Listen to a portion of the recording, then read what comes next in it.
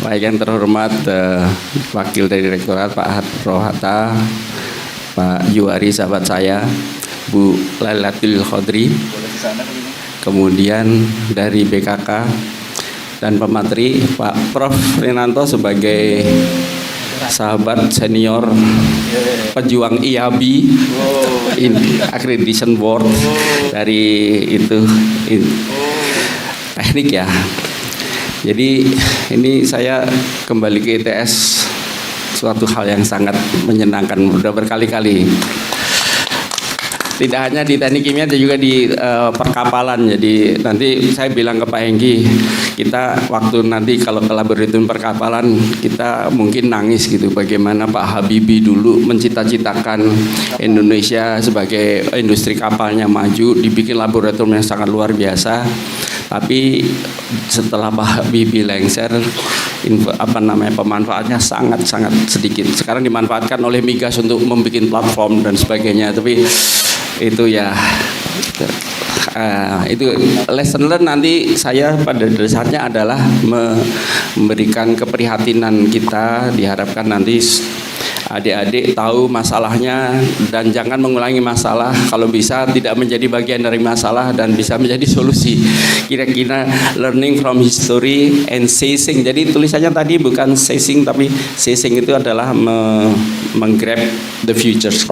Kita kira-kira gitu ya.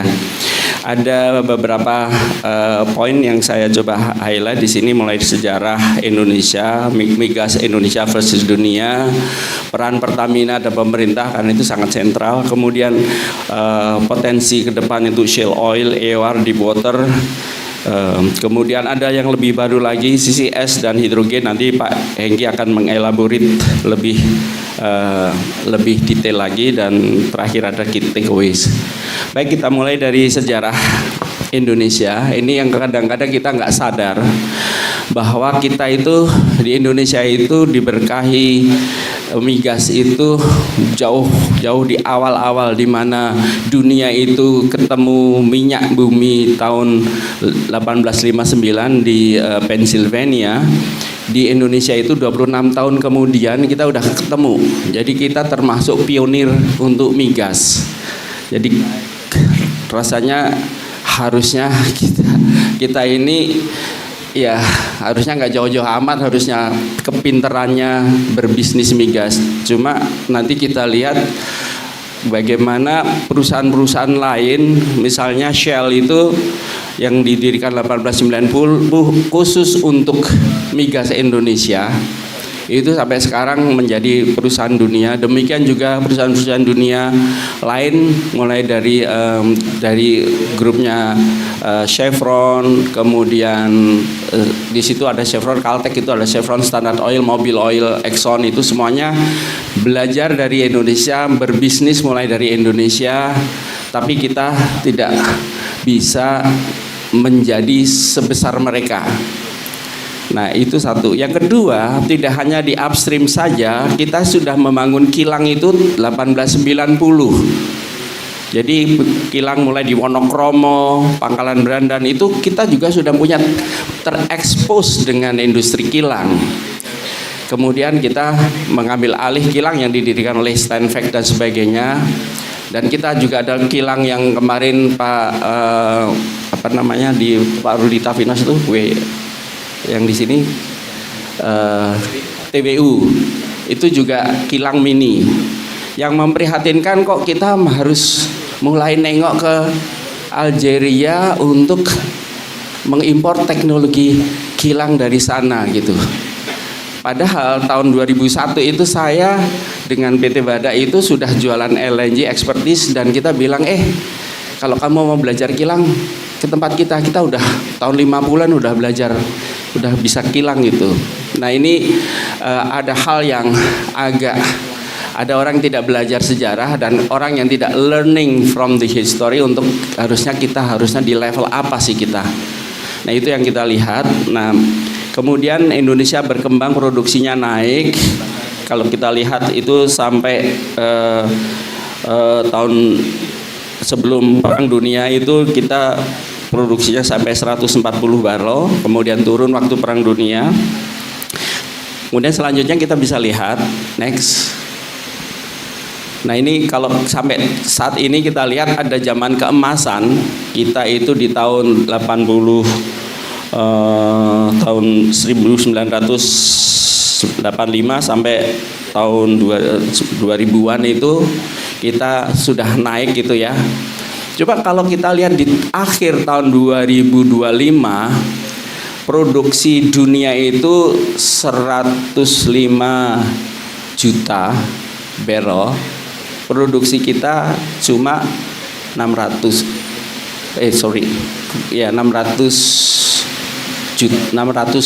ribu. Itu di 600 ribu kita tambah LPG. Jadi bayangkan kita itu pernah nomor 3 di dunia. Nanti kita lihat slide-nya. Demikian juga cadangan kita itu sekarang dibanding cadangan dunia itu 1,5 miliar 1,5 ribu miliar, sedangkan kita itu cadangannya itu kalau kita lihat yang kuning itu hanya sekitar 2 miliar. Jadi kecil sekali dibandingkan dunia. Padahal di awal-awal kita bersama-sama dunia menapai. Ini ada sesuatu yang salah di kita ini. Hanya menggambarkan can we learn from that gitu. Silakan seterusnya. Ini migas Indonesia versus dunia. Kalau kita akan lihat detail lagi, silakan. Itu kita di tahun 90 itu kita produksinya nomor 3 di dunia. Walaupun itu masih kecil. Sedangkan tahun 2022 atau sekarang untuk yang 10 besar, untuk yang 15 besar itu kita nggak muncul sama sekali. Jadi itu isu yang menjadi harusnya kita kenapa kok bisa seperti itu. Ada hal yang aneh karena migas itu sangat kompleks. Ya, kita lihat di sini yang sebelah kanan itu kita lihat nggak kelihatan yang Venezuela itu cadangan migasnya terbesar di dunia dan Amerika itu baru dia nomor berapa nih? Agak di bawah gitu ya. Dan cuma dari sisi produksinya kalau kalian lihat di kanan, Amerika tuh produksinya paling besar. Jadi ada kadang-kadang cadangan ketemu tapi nggak bisa diproduksikan dengan berbagai faktor. Amerika cadangannya nggak terlalu besar tapi produksinya paling besar. Jadi hal-hal kompleks ini yang seharusnya dimengerti oleh pemerintah Indonesia untuk memastikan bagaimana sih kita itu bisa cadangan juga dan memproduksi secepatnya. Selanjutnya, nah ini kompleksitas dari migas itu banyak sekali, tidak hanya sekedar supply demand, ada faktor geopolitik. Misalnya Venezuela tadi cadangan besar tapi nggak bisa diapa-apain gitu, itu geopolitik ya. Kemudian ada yang kartel yang disebut OPEC. Nah dari situ dari minyak itu orang juga mulai beralih. Sebetulnya gas sama minyak itu sama-sama energi, maka mulailah ada industri LNG yang pada dasarnya Indonesia juga termasuk the biggest players, bagian dari main untuk LNG terutama gas atau LNG dimulai tahun 73 dan seterusnya. Nah, ada yang saya mau menggelitik, nanti Pak Dwi bisa mengelaborasi lebih banyak. Ketahanan energi, kita kadang-kadang berpikir ya, Jepang, Taiwan, Korea itu dari sisi ketahanan energi lebih tahan mana dibanding Indonesia. Padahal mereka nggak punya sumber daya alam domestik. Tapi kayaknya kita nggak bisa mengaku kita lebih tahan dibandingkan mereka. Jadi perlu tidak dibatasi oleh demarkasi kita untuk ketahanan energi. Karena Jepang waktu mendorong Indonesia memproduksi LNG, duitnya dihabisin di situ supaya dapat energi.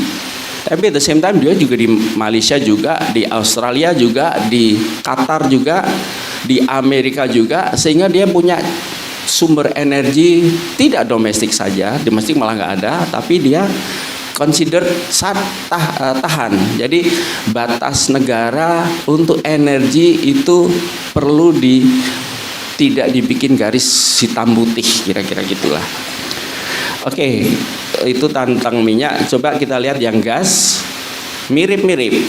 Indonesia itu tahun 1921 itu sudah ada gas di Indonesia, dipakai untuk kilang Wonokromo gitu kan.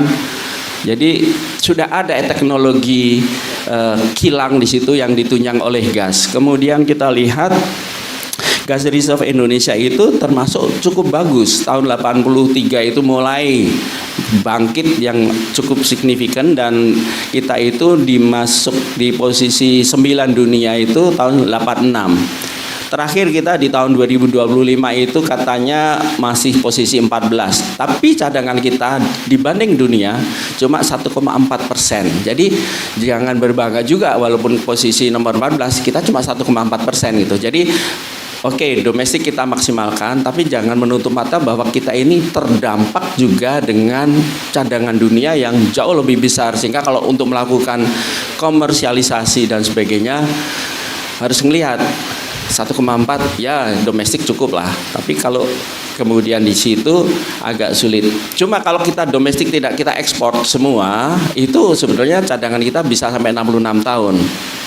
Tapi kita juga butuh duit karena ini bisnis, sehingga bagian akan kita ekspor. Itu untuk gas. Selanjutnya ini sama juga, hanya memberikan gambaran besaran cadangan, tidak mencerminkan besarnya produksi, karena cadangan yang terbesar itu bukan di Amerika tapi di Rusia, tetapi di Amerika itu produksi yang paling tinggi. Jadi sangat banyak faktor untuk melihat itu. Jadi oke, kita takeaway untuk sejarah, silakan selanjutnya. Pertama adalah Indonesia sudah mengenal industri migas sejak awal. Dan pertanyaannya, apakah Indonesia baik sebagai negara, perusahaan atau penduduknya sudah belajar dan menguasai industri migas? Karena kita pintar-pintar profesional, tapi kalau nggak dibungkus oleh perusahaan ya nggak bisa ngapa-ngapain. Perusahaan tidak didorong oleh pemerintah juga nggak bisa ngapa-ngapain. Ini PR yang sangat besar, mengingat kita itu sudah tahun 1900 sudah berkecimpung terekspos dengan industri migas. Nomor 2, industri migas itu sangat strategis dan menjadi komoditas global yang diperebutkan. Nah, pertanyaannya, apakah Indonesia sudah merasa sumber migas itu tidak dibatasi oleh wilayah negara, dan kita sudah outward looking nggak? Seolah-olah dunia itu hanya Indonesia, semua butuh Indonesia, padahal dunia sudah berkembang dan kita cadangannya cuma 1,2%. Yang ketiga, kita sinergi kekuatan elemen pemerintah sangat diperlukan untuk menjamin ketahanan energi. Nanti akan kita bahas lebih lanjut. Pertanyaannya adalah, apakah elemen industri dari SDM, orang-orang teknologi, pendanaan, perdagangan, perindustrian itu sudah kita sediakan untuk menunjang ketahanan energi dan sudah bersinergi apa tidak? Kita bandingkan dengan di Jepang yang ada METI-nya. Di situ ada Minister of Energy, Trade, dan Industry. Jadi mereka itu bisa benar-benar solid jadi satu untuk merebut energi. Dan ini yang perlu dipastikan Indonesia ke depan. Moga-moga ini sudah menyontoh di situ. Oke, selanjutnya agenda ketiga, peran pemerintah dan Pertamina. Selanjutnya, nah ini Pertamina didudukin oleh Ibnu Sutowo di waktu itu. Tahu nggak Ibnu Sutowo itu dia insinyur atau bukan? Dia adalah dokter. Ya, jadi kadang-kadang saya bilang ketemu dokter, kamu bisa jadi di Pertamina, Ibnu Sutowo sudah kayak ini. Dan di situ mulailah kita mengelola aset kita yang diberikan oleh Tuhan, dan itu berkembang mulai dari Permina, Pertamin, kemudian ada skema PSC di mana kita kerjasama karena kita nggak punya duit, nggak punya teknologi, dan nggak punya sistem itu, dan kita menggandeng investor untuk masuk ke Indonesia untuk transfer teknologi, transfer mendidik orang dan membawa duit untuk mengeluarkan minyak dan gas. Selanjutnya, nah ini produksi migas Indonesia itu naik terus, dan ada nasionalisasi aset yang kemudian orang-orang pada keluar, kemudian dibikin lagi PSC dan orang-orang pada masuk lagi, investor masuk lagi, tapi kemudian kita tidak bisa lepas dari krisis minyak, pembentukan OPEC, kita juga masuk OPEC. Tapi ini di waktu kita lagi naik sampai tahun 70-an. Kalau kita lanjutkan,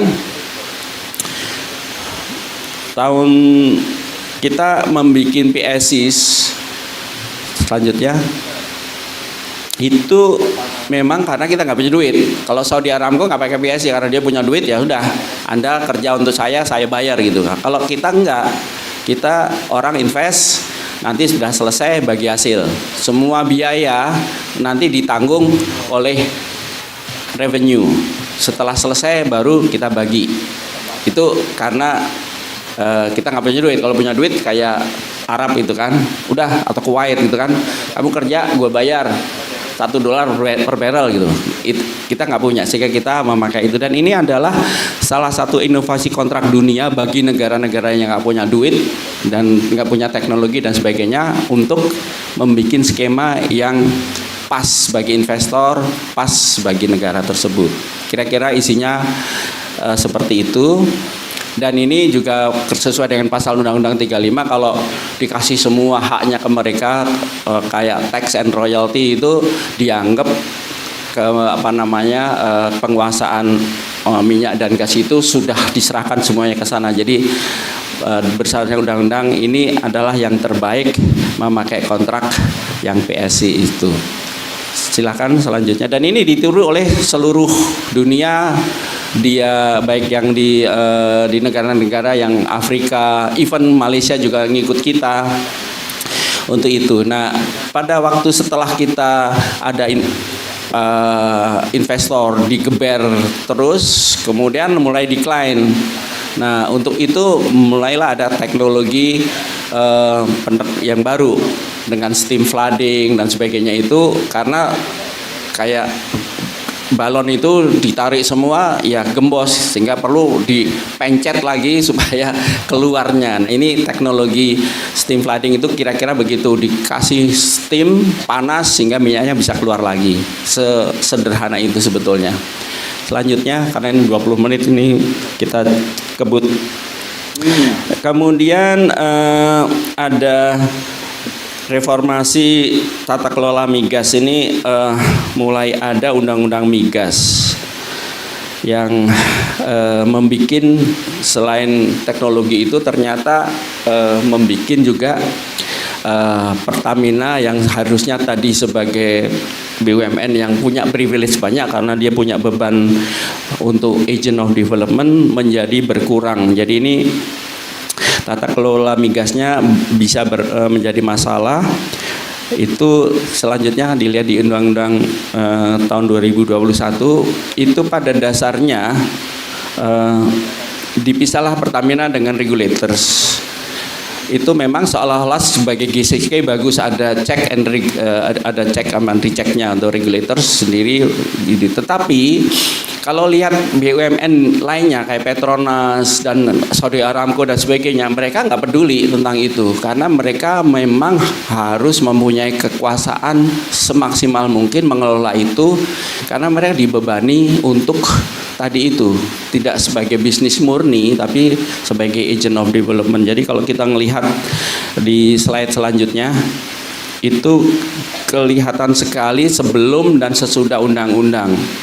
Jadi Pertamina ditreat sebagai perusahaan biasa, padahal bebannya luar biasa dan seharusnya negara itu memberikan privilege jauh lebih banyak seperti yang diberikan oleh Malaysia ke Petronas, Saudi dengan Saudi Aramco, Venezuela dengan itu, dengan Brasil, semuanya mereka itu mempunyai privilege lebih baik dibandingkan Pertamina, privilege Pertamina yang diberikan oleh Indonesia.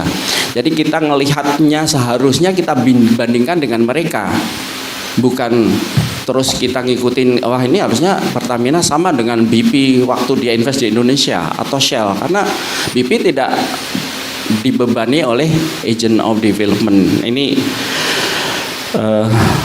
lihat selanjutnya, kita lihat di sini awalnya lihat bahwa seolah-olah Pertamina dan government itu jadi satu. Nah, sekarang soalnya Pertamina dan government itu dipisah. Sehingga dari sisi kekuatan financial, Pertamina yang seharusnya seluruh revenue masuk Pertamina baru diserahkan ke negara, sekarang itu revenue masuk ke negara, baru Pertamina dibagi belakangan. Itu dari sisi financial strength sangat berkurang. Dari sisi kekuatan sangat berkurang.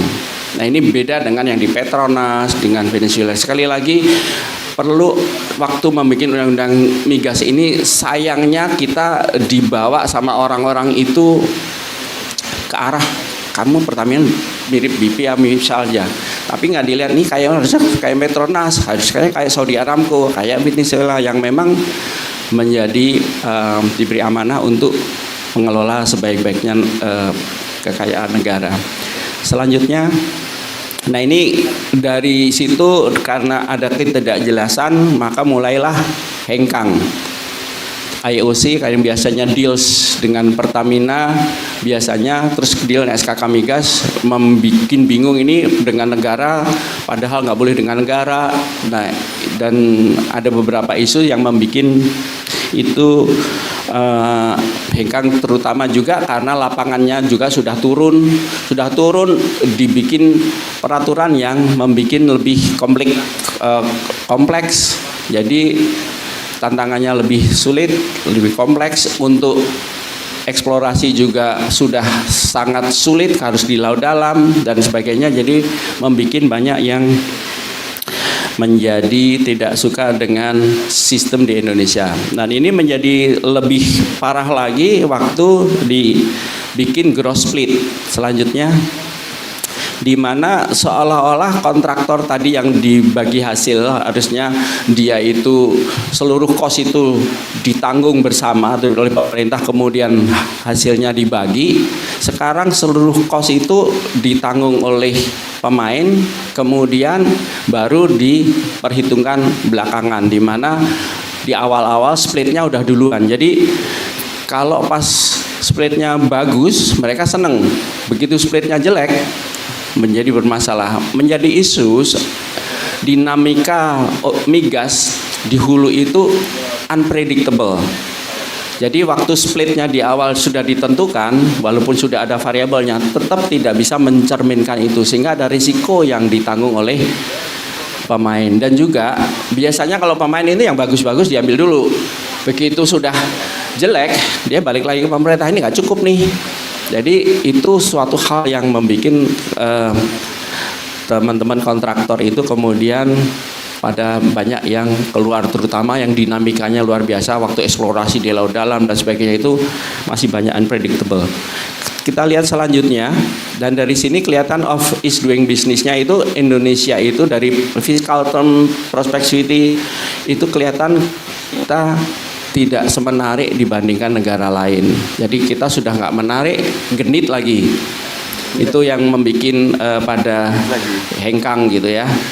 Nah, termasuk dari cost recovery dibandingkan gross split pun dipotret bahwa mereka lebih suka cost recovery dibanding gross split.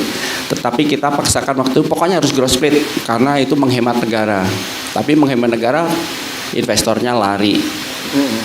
Kira-kira gitu isusnya. Selanjutnya, nah kembali lagi dari sisi sumber daya manusia, kita sih sebetulnya sudah menyiapkan perguruan tinggi teknik mulai dari zaman ITB, kemudian ITS, UGM dan sebagainya tahun 1920. Sebetulnya di awal-awal itu cuma dulu 1920 belum ada jurusan minyak, tapi jurusan teknik kimia adalah setelah itu, setelah sipil, kemudian mesin, kemudian teknik kimia. Jadi di awal-awalnya teknik kimia itu sudah ada. Tapi kemudian kita sudah bisa mengambil alih teknologi migas apa enggak? Tapi teknologi migas itu adalah penunjang dari bisnis migas. Kalau bisnisnya kita tidak bisa ngambil alih, tidak berkembang, jadi teknologinya juga akan tidak berkembang, orang-orangnya juga tidak berkembang. Jadi Pertamina yang harusnya menjadi yang di depan untuk mengambil alih bisnis migas, karena PSC Terms itu kan harusnya 20 tahun, harusnya setelah itu kan Pertamina harusnya sudah bisa berdiri sama tinggi dengan Shell, Exxon, Mobil, total gitu. Tapi setelah 20 tahun Pertamina juga tidak seperti itu. Kalau Pertamina tidak seperti itu, teknologi dan orang-orangnya juga nggak bisa seperti itu. Jadi itu menjadi bermasalah untuk SDM-nya dan tidak terpacu untuk seperti itu. Oke, jadi selanjutnya learning yang bisa kita lihat, kita ini tidak belajar tahun 1900 sudah dapat, tapi nggak belajar gitu loh, baik dari sisi orangnya, perusahaannya, negaranya, dan kita inward looking. Padahal zaman berubah, kita tidak berubah. Terus kemudian katakan kita waktu itu sudah bisa merencanakan, tapi punya program yang smart nggak, yang spesifik, bisa diukur, bisa di-achieve, ada waktunya nggak. Jadi PSC harus 20 tahun, seterusnya bilang 20 tahun kemudian kita harus sama dengan Exxon, 20 tahun harus sama dengan Chevron, dengan PIC yang tertentu. Karena kita nggak punya time limit, maka begitu 20 tahun, ya kita perpanjang lagi deh. Kira-kira gitu. Jadi itu yang nggak ada accountability di situ. Nah, rekayasa waktu pertama punya timeline, setelah itu dikuyo-kuyo. Yang ketiga, waktu kita zaman 45 itu kita punya musuh bersama, penjajah. Jadi ibu-ibu merelakan anaknya berjuang, meninggal juga bangga gitu. Sekarang musuh bersama kita siapa? Harusnya musuh bersama kita adalah kita bisa 20 tahun kemudian harus bisa mengalahkan Total, Chevron, Shell dan sebagainya. Itu tidak dijadikan musuh bersama. Itu yang perlu kita pastikan sebetulnya next kalau pemerintah atau adik-adik nanti jadi di pemerintah atau perguruan tinggi, let's learn dari apa yang sudah terjadi selama dari tahun 1900 sampai sekarang. Selanjutnya, nah ini key takeaway-nya mirip-mirip. Indonesia sudah mengenal industri sejak lama. Dan apakah Indonesia sebagai negara, perusahaan penduduknya sudah belajar industri sangat strategis ini seperti yang tadi ya, sudah ya. Ini sebenarnya diulang lagi. Udah selanjutnya deh. Ini berarti salah slide-nya. Shale oil, EOR, deepwater, sebuah potensi recovery. Jadi sebetulnya ini yang cerita yang agak lama. Sekarang yang baru itu adalah shale. Karena cadangan migas itu yang gampang-gampang itu sudah diambil. Yang susah itu yang di shale itu di daerah batu-batuan yang sumber dari minyak dan gas itu namanya shale. Batuan keras, pori-porinya sangat kecil dan untuk mengeluarkan itu harus dipecah dengan hidrolik. Nah biasanya kalau alam dia keluar sendiri terus masuk terjebak di reservoir. Kita mainnya dulu di reservoir ini, di cadangan atau sangkar. Ini burungnya pergi ke sangkarnya, yang diubek-ubek dulu di sangkarnya. Sekarang diubek-ubek di asal burungnya, di kitchennya itu. Nah itu harus di frack. Negara Amerika sudah belajar dan mereka bisa melakukan itu. Saudi sudah mulai juga, Rusia juga sudah. Cuma Indonesia juga sudah mulai nih di Rokan, Pak Dwi ini termasuk mendorong supaya kita belajar dari salah satu pemain di dunia untuk kerjasama. Nah, moga-moga ini bisa, cadangannya sudah kelihatan besar juga, tapi teknologinya luar biasa susahnya karena main yang di itu dan perlu setelah dipecah supaya nggak mampet lagi perlu diganjel gitu. Jadi it's complicated, tapi teknik kimia paling pasti bisa untuk melakukan itu. Itu selanjutnya. Nah ini lesson learn biasanya mahal, kemudian setelah belajar dia turun. Ini yang dilakukan di Argentina. Kita harus belajar supaya kalau learning curve-nya mereka 10 tahun, kita harusnya bisa 2 tahun. Bisa nggak? Kalau kita masyarakat membelajar harusnya bisa lah. Oke. Selanjutnya, nah ini untuk shale itu kita punya teknologi biasa cuma ngebor segini atau sini, sekarang harus pakai di frack. Jadi ini ada beberapa isu tentang shale yang harusnya kita mulai belajar untuk itu. Selanjutnya gini, waktunya terbatas, kita cepetin aja. Ya, selain shale kita juga punya basin-basin, ada tempat-tempat yang sebetulnya masih belum dieksplor. Cuma masalahnya itu ada di laut dalam. Pak Hengki, Pak Dwi itu mencoba mengkampanyekan, ayo dong, masuk dong, invest dong. Nah Pertamina sangat-sangat agresif di situ. Hampir 80% yang ada di situ Pertamina masuk kerjasama dengan yang lainnya, komisaris Pak. Jadi kita Pertamina di sini didorong untuk ikut juga di frontier. Jadi tidak main berburu di kebun binatang, berani ke hutan dong, kira-kira gitu. Oke, selanjutnya Pak Dwi ketawa. Ya, teknologi itu ada dua, yang existing itu tadi yang steam dipanasin keluar, ada juga chemicals. Ini adalah bagian teknik kimia.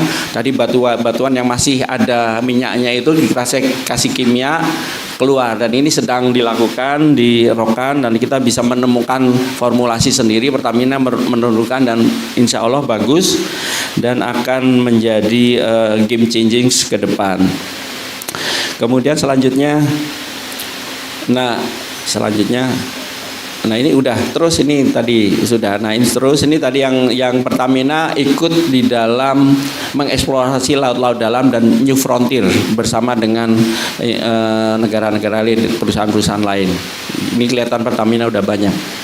Oke, terus selanjutnya ada satu lagi yang nanti Pak Hengki akan detailkan, alternatif energi, yaitu silakan. Nah, CO2 ini menjadi komoditis karena dipinalti kalau orang ngeluarin, dan dihargai kalau orang bisa menghilangkan CO2 atau memasukkan ke dalam tanah. Ada namanya CCUS dan CCS. Kalau kita masukkan saja namanya storage, tapi kalau dimasukkan dan membuat produksi naik itu menjadi CCUS, Carbon Capture Utilizations. Nah, kita punya gudang-gudang yang banyak dan sudah diidentifikasi. Kita termasuk the best of the best gudang-gudang di situ, baik dari sumur-sumur yang sudah tua ataupun potensi disalin yang dimasukkan. Dan kita ini adalah bisnis yang ke depan yang akan prospektif. Ini kita jangan beranggapan ini kayaknya sampah di dalam. Kita bilang ini kita sewa gudang lah. Kira-kira gitu. Jadi kalau teman environmentalist bilang ini sampah kok taruh di sini, enggak, kita nyewa gudang gitu, kira-kira gitu ya, supaya image-nya agak lebih friendly. Selanjutnya, nah ini proyek-proyeknya sudah ada, jadi kita sudah menindaklanjuti proyek-proyek. Nanti Pak Hengki bisa menjelaskan proyek ini dimanfaatkan untuk membuat CO2 trading, kalau nggak kena tax dan sebagainya. Itu nanti Pak Hengki akan menjelaskan, tapi hanya memberikan gambaran ini potensi ke depan seperti ini. Selanjutnya ada satu lagi, hidrogen. Hidrogen ini ya biasanya kita elektrolisa keluar, ternyata kita punya hidrogen juga di alam. Selanjutnya, nah ini cara hidrogen ini berbagai macam. Yang kita lihat adalah ternyata di Indonesia itu punya hidrogen alam yang reaksi dengan air dari namanya serpentine dan sebagainya, itu keluarlah hidrogen itu, dan kita ternyata banyak. Selanjutnya, nah ini kalau kita lihat di Perancis kemarin, dia bilang ada jackpot karena menemukan hidrogen dengan value 92 billions. Di Indonesia itu jauh lebih besar. Selanjutnya kalau lihat di sana, selanjutnya, wow, kita lihat di sini, kita bandingkan kalau di hidrogen alam di Sulawesi itu 483, atau sedangkan di tadi di Perancis itu cuma 55. Jadi kita jauh lebih besar tadi, sehingga potensi itu besar dan sudah dites memang menghasilkan. PHI sudah kerjasama dengan pusat geologis, ini potensi banget, cuma how can we create secara industri itu sedang dikerjakan. Setelah keluar hidrogen mau diapain? Cara nangkapnya, cara mentransportnya, atau membuat industri, itu PR-nya teknik kimia yang harusnya nanti mulai dipelajari, mulai disiapkan. Karena kalau lihat di Cina itu mereka bikin LNG dari tangguh itu tahun 2010, tapi waktu 2003 itu University of Shanghai sudah membuat penelitian tentang LNG, benar-benar sampai bikin mini LNG. Jadi they are preparing in advance, jauh Nah, kita harusnya belajar ini. ITS paling jago kan kendaraan listrik dan sebagainya. Ini harusnya fokus di sini Pak Prof. Untuk gimana memonetize dan situ. Oke, kira-kira itu yang bisa lihat. Kita lihat ini kan di Sulawesi. Tidak hanya di Sulawesi. Selanjutnya kita lihat juga ada yang di bawah, di Kalimantan bawah atau kemudian di sana. Jadi we have plenty of resources beyond oil and gas. Gitu. Selanjutnya terakhir, mohon maaf kelamaan, cadangan migas ada, tapi perlukan inovasi untuk menjawab tantangan. Ini kita lihat perlu COR, CCS, hidrolik, fracturing dan sebagainya ya. Yang kedua, eksplorasi frontier masih terbuka, tapi penuh tantangan. Nah ini perlu dukungan pemerintah. Kita perlu sharing partnerships, mereka perlu kita gandeng dengan terms yang menarik. Nah pemerintah ketiga sangat penting perannya untuk investasi itu masuk, karena di laut dalam itu sekali ngebor biayanya sampai ratusan juta dolar gitu. Jadi it's risky game gitu ya. Terus yang terakhir adalah peluang bisnis energi baru. Kita perlu belajar dari sejarah nih, jangan sampai migas gitu. Kita udah tahun 1900 terekspos di situ dan sampai sekarang kayaknya kita belum sejajar dengan world class oil and gas.